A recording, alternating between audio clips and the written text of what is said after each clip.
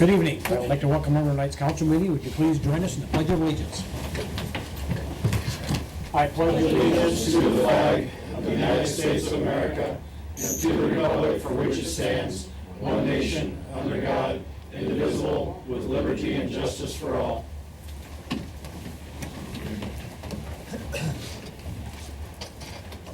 Call the meeting order and open the roll call. Goodell. Here. Slater. Here. Scholl. Here. Rusher. Here. Davis. Here. We need a motion to approve the agenda as printed. So moved. Second. All in favor? Aye. Opposed? We need a motion to approve the minutes of the April 21st, 2014 regular council meeting. Move to approve.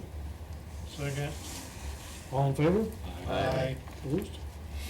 We need a motion to approve the treasurer's monthly investment report and the April treasurer's report. Move. Second. All in favor? Aye. Opposed? And are there any questions on the claims for April? Move to approve. Second. All in favor? Aye. Opposed? Under communications, anything from the public on the this evening? If not, we'll move on to our first public hearing. This being the time and place for the scheduled public hearing on bids received for the proposed Sumner Avenue Sidewalk Improvement Project, I will open the public hearing at 5:33 p.m. Aaron? The city received two bids for the Sumner Avenue Sidewalk Improvement Project. The bidders were Hobie Construction and Goberson Smith Construction. Goberson Smith obviously is the bridge contractor. We talked to them about getting them to bid the project, thinking that there would be some savings with them being in the area. The bids broke out with Hobie being the low bid at $301,742. And Goberson was high at $398,716. This was over the engineer's estimate by about $25,000, but it seems like prices have started to creep up a little bit higher due to rain and honestly just more work already being bid. We've had several communities that have been talking about on the city administrator listserv as far as prices for concrete work starting to climb up a little bit. And just really surprised that Goberson Smith had a really high mobilization number, which kind of surprised me considering they were in the area. I didn't realize there'd be any mobilization associated with it, but that's kind of how the project broke out as far as bids. Any comments from the council? Do we have any written comments or objections on file? No, we don't. Do we have any comments or objections from the general public in attendance this evening? There being no more comments or objections on the bids received for the proposed Sumner Avenue Sidewalk Improvement Project, I will close the public hearing at 5:35 p.m.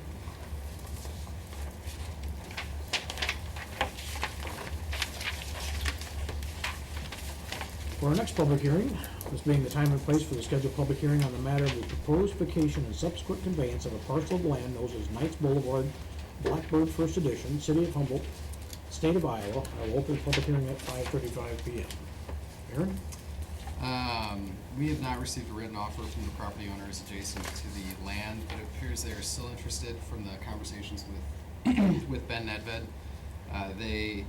The council need to continue the public hearing for them to get an offer in. They ran into a problem where they thought that the email that they had sent me was sufficient for the offer.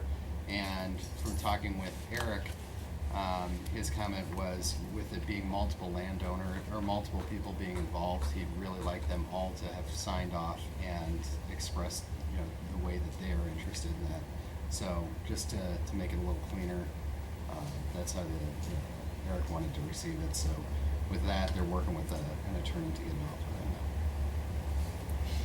So we just need to have a continuance on it then? Yeah, they said by 19th they should have the offer in, and then at that time have May finish. 19th? Yeah, May 19th should be able to finish off the public hearing, receive their offer, and move forward with the resolution.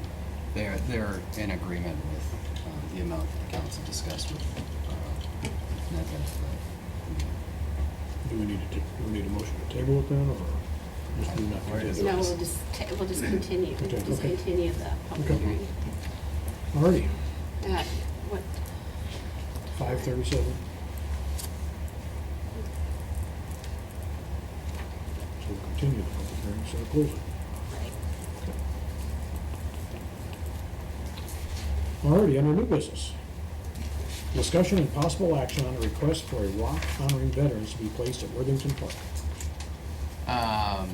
Dave Lee has worked with the School and the Arts Council to get a rock memorial idea kind of off the ground. He is proposing a rock memorial for veterans of Humboldt County, for the veterans of Humboldt County, that's painted every few years by the students at the high school.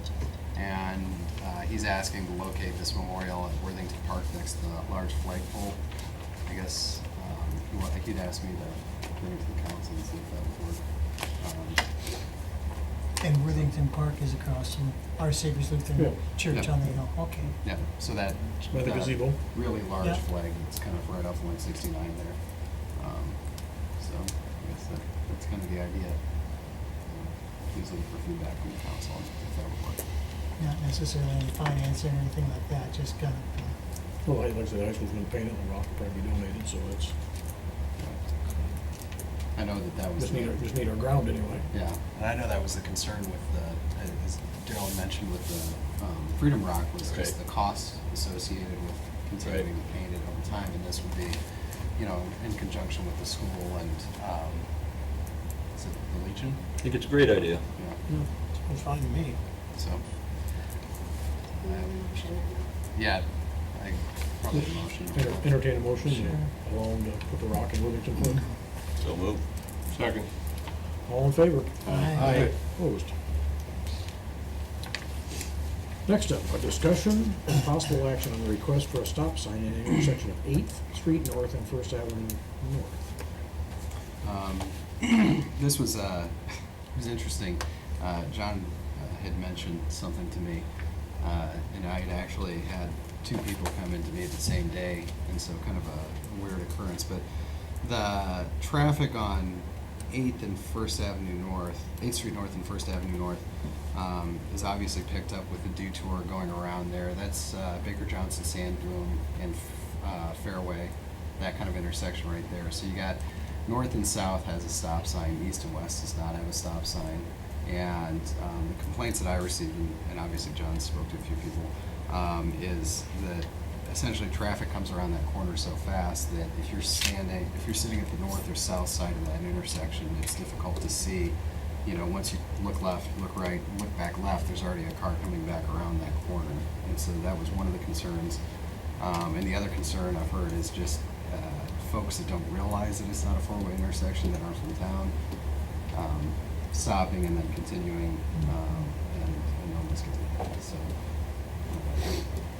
that's what I've had. And I have had a couple occurrences there pulling up heading north there in the corner. They come off 9th Street around that corner like crazy. If they're around the corner, trust me, if you're gonna go west, you're gonna have trouble getting around them or getting in front of them. I think it should be a temporary deal. Unless it works out that you want to keep it there all the time.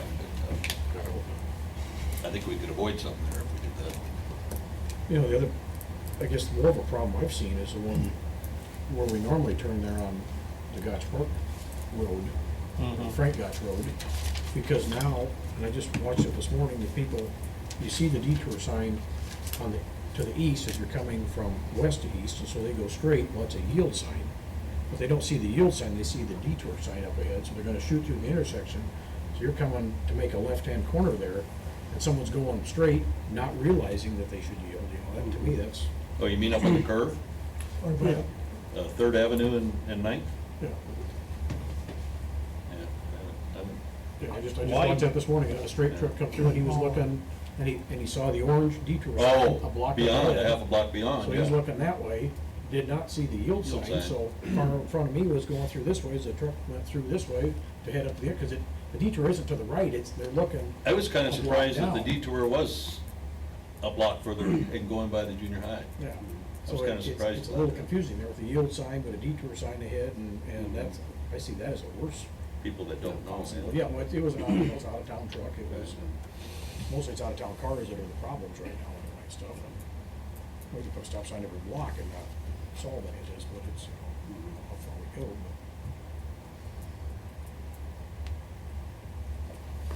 but that's just one thing I would. Well, if it prevents an accident, I don't really see any problem with putting a temporary one in there. If it's gonna prevent, if it's gonna slow people down. The only, you know, and I've witnessed it already, people with Humboldt plates on have missed a stop sign at UBC. I watched it the other morning twice. Really? You know, because if you live in it, I almost did it the other morning, I was headed up the hill, you know, looking down and thinking, I never stop here, and all of a sudden, boom, I realize I'm in the intersection. And the more we put up, the more local problems I think we're gonna have, because people aren't used to stopping. Exactly. We're gonna have an accident from local people. I don't think it's gonna be the out-of-town people. You're nodding your head, Dean, is that, am I on the right track or not on Yeah, the right I track? think you're probably right, because they're so used to just driving up there anyhow, so. Yeah. Yeah, they're gonna come up there and just assume they're gonna go straight, not, especially an older lady or something, not realize that stop sign's there, and she's gonna, Yeah. somebody's gonna be starting through the intersection when she's gonna go, and she's assuming she's on the right anyway, and it's, Yeah.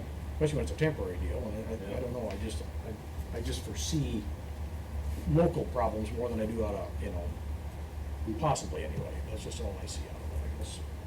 That could be- I'm really surprised that the intersection of Third Avenue and 169 hasn't been worse than what it is. We're not- And I've been there at school time, Yeah. you know, and 4:30 in the afternoon when people are getting off work or whatever, and it really has not been that bad.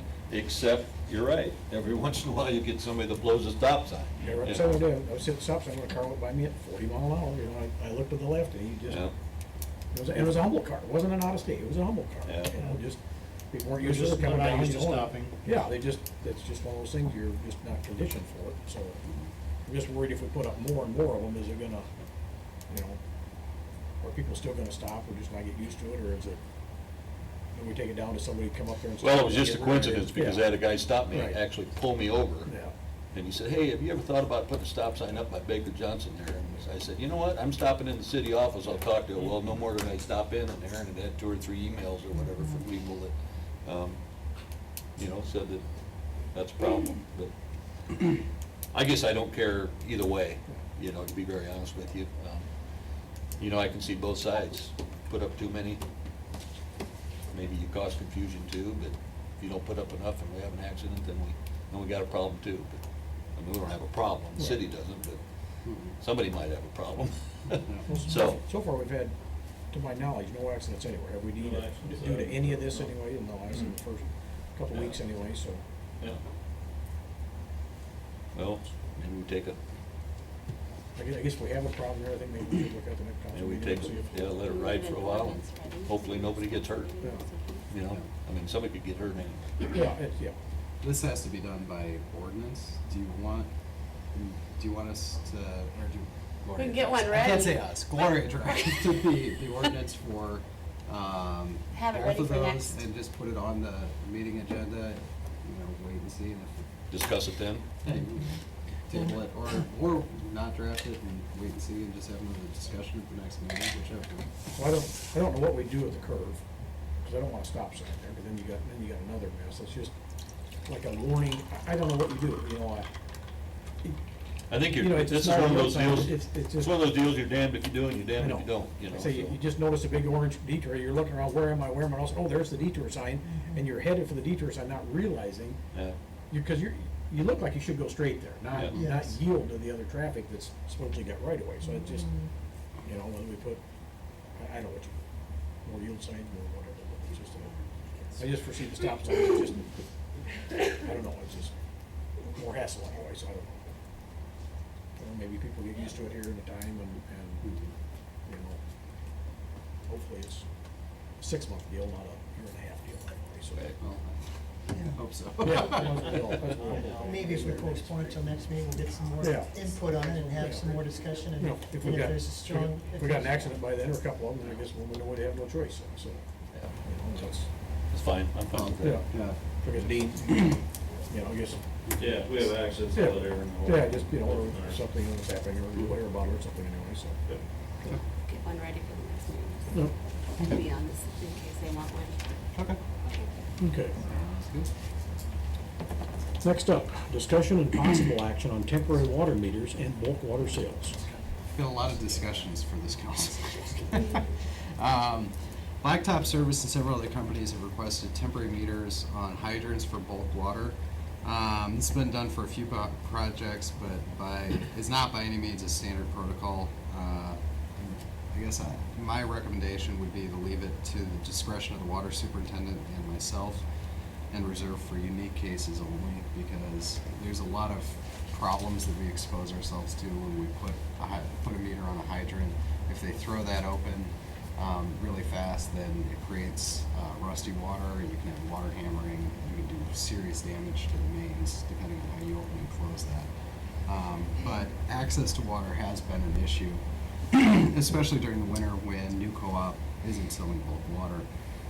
We've been referring everybody to the new co-op, but we've got a bulk water place at the street shed that we can sell water out of. But it became such a problem, and people not writing down information, that we told them, you've got to head up to the co-op. We're done, babysitting everybody that comes and gets water from the street shed, because then we have to get somebody down there, and if we don't bring somebody down there, then the amounts don't get written Oh, down. I can't really believe that. Yeah, I know, it's shocking. Just to make sure that it's actually followed the way that it's supposed to, is my recommendation would be to put a $30 charge on it. We lock it up, and if they really need the water in the middle of the winter, then $30 charge isn't a big deal. But if we have to bring somebody from the street department down to go watch something get filled and make sure that it's jotted down right, then realistically that cost needs to be covered beyond just the cost of the water, which is honestly pennies, because there's no sewer on it. Yeah. So that's kind of what I'm bringing to the council's attention. Do they need This is water in the- the wintertime? Boring. Okay. There's still people who bore through. It's not blacktop. Right. It's, Where at that least water come several. from, like when they were boring across the river and stuff, was where they get That it was from? that was one of those unique cases. So Okay. we put a temporary meter on there, Okay. and just the sheer amount of water that they need for doing something like boring on the river is, you saw weeks on end boring through there. So it made sense, and then honestly, in that case, I think it makes sense. Yeah. And the guys can keep an eye on them, make sure that they're opening and closing right and things like that. But when it's just somebody flying in, or just looking to take water out of town, it doesn't make as much sense. So I guess this is the solution I came up with. I don't know if there's